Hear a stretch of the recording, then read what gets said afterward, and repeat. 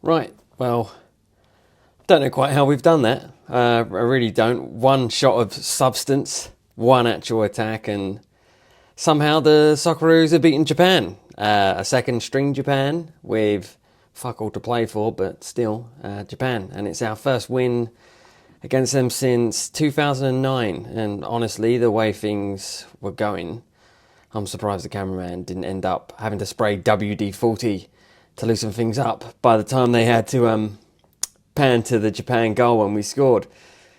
There was 57,000 fans inside Optus Stadium tonight, which is, I guess, the biggest Socceroos crowd that there's been since the World Cup playoff against Honduras. So for about 89 minutes, most of them were watching Australia just park the bus, and not only just park the bus, but park the bus and remove the wheels. I'd be surprised if any of them were planning to come back. But let's be real, this wasn't just defensive football. This was one-sided. If the ground staff had started packing up the nets at the Japan end, you wouldn't have blamed them.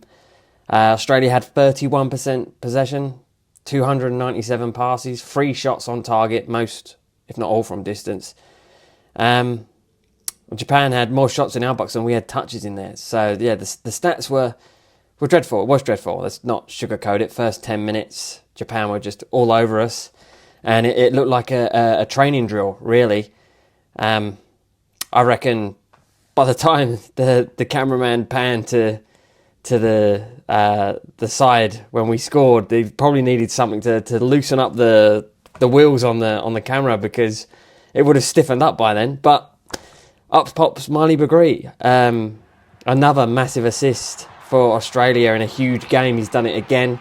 He did it at the World Cup, and a great spin, slots through Aziz Behich, and he must have been watching Cristiano Ronaldo at Al Nassr, because he practically put that top bins worthy of a World Cup spot itself. And what a time to become a hero. 59 caps, 1 goal, and then he's gone and done that. So good luck to Behich. Quality finish. But let's talk about Popovic. Couldn't have done it in a more boring way possible. A masterclass nonetheless.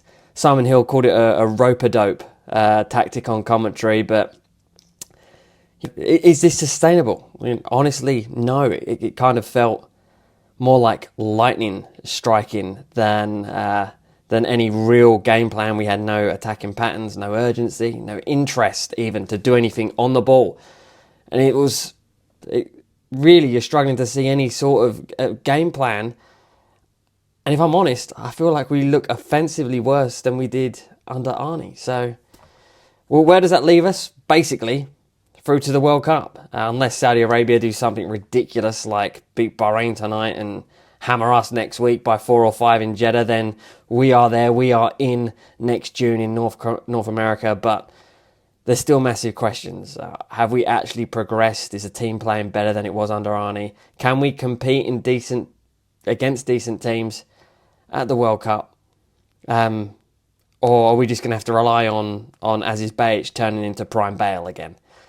Either way, fair play to Popovic tonight. Not knocking him. Job well done the ugly way. But let us know in the comments, was that a masterclass?